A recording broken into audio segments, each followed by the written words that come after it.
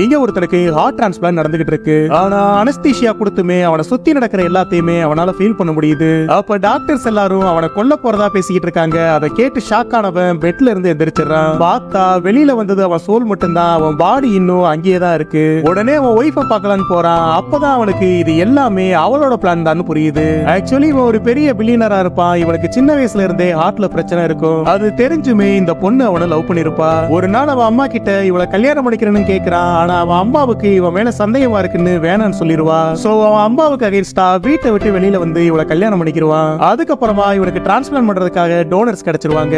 ஆபரேஷனும் ஆரம்பிக்குது. அப்ப அவனோட ஒய்ஃபே அதுல பாய்சனை ஏத்தி அந்த ஹார்ட்டை ஃபெயிலியர் ஆக்கிடுறா. ஆக்சுவலி இவனும் அந்த ஹாஸ்பிட்டல்ல தான் ஒர்க் பண்ணிருப்பா. இவனோட கண்டிஷன் தெரிஞ்சு சொத்துக்காக இவங்க எல்லாரும் பிளான் பண்ணி தான் அதை பண்ணிருப்பாங்க. இது எல்லாம் தெரிஞ்சதுமே அவனோட சோல் ரொம்பவே கஷ்டப்படுது. ஆனா கடைசி நேரத்துல அவன் அம்மாவுக்கு இந்த விஷயம் தெரிஞ்சு அவங்களோட ஹார்ட்டை அவனுக்கு வைக்க சொல்லிட்டு அவங்க தற்கொலை பண்ணிக்கிறாங்க.